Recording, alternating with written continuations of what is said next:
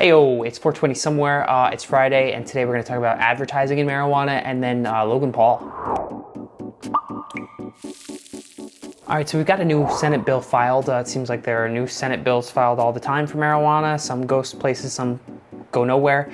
This one should go somewhere because it's kind of common sense in terms of advertisements. Now, I have a certain interest in this category because I'm so annoyed with the amount of things getting taken down on Facebook and all of these articles that I write, and then they aren't able to go anywhere because social media has this weird fuzzy point of view with marijuana where it's legal but not legal, and they're not going to tell you exactly what you can do and what you can't do because they're not even sure themselves.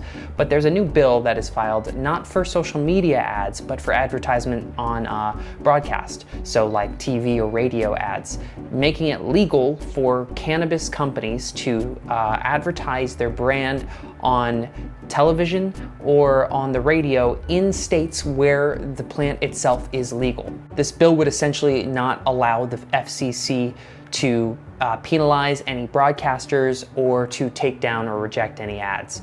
So that obviously should be the case. If we can advertise alcohol and tobacco on TV where places it's legal, then you should also be able to advertise marijuana. Of course, not on national commercials just yet. But hopefully this passes. It should pass. I think everyone would be up for it because people would be making money and yada, yada, yada. I hope that this kind of opens the door for just allowing advertisements in a larger area. Like maybe if there was a label on social media ads where you put it up and say it may not be legal in your state or something, then you can still advertise. That seems kind of like a stretch, but hopefully that would be the case because it should be the case. For example, for these ads, part of the bill would say, just like in alcohol ads, you would have to say somewhere in the ad, this product has not been evaluated by the Food and Drug Administration. There may be health risks associated with the consumption of this product.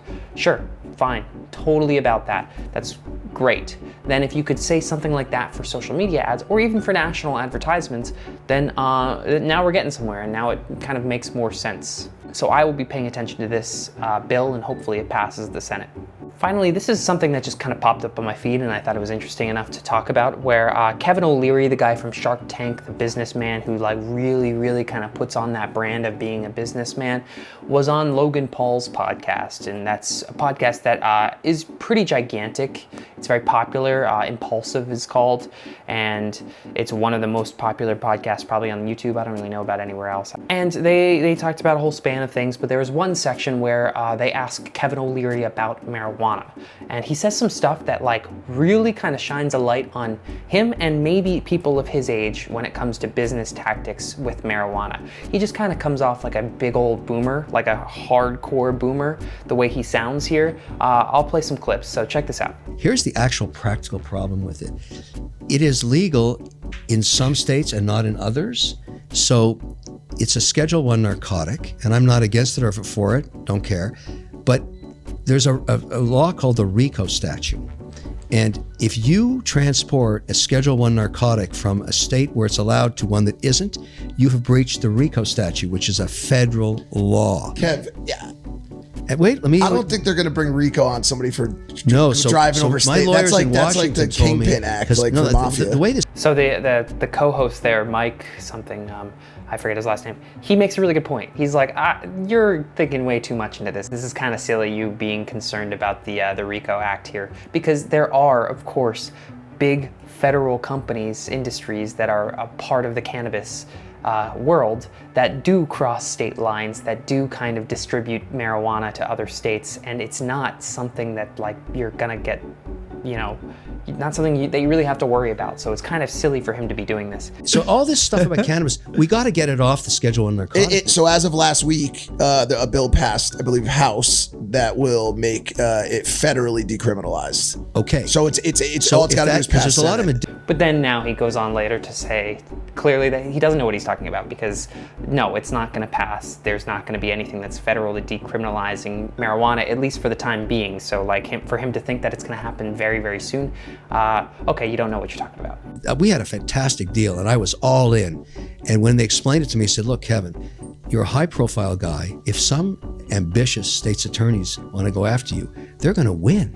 I see now why they said that, because you're talking about the movement of large amounts of. Yeah, got it. We had a massive hydroponics Got facility. it. So that makes sense. I was just asking if you smoked weed, man. I didn't think you were fucking pushing it. I was no just way asking. on the record I'm going to say that. I mean, forget it. Oh, okay. Like, Just we'll talk later. You shouldn't smoke. It's bad for you. Okay, so clearly still a boomer by not by thinking it's not okay to admit that you smoke marijuana.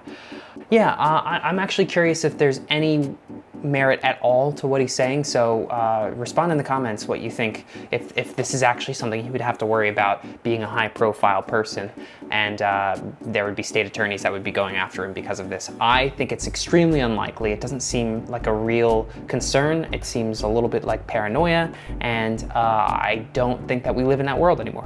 So yeah, that's it for today. That's it for today. It's a New Music Friday, so I'm quickly gonna say there's this one album by Florist called Self-Titled Florist.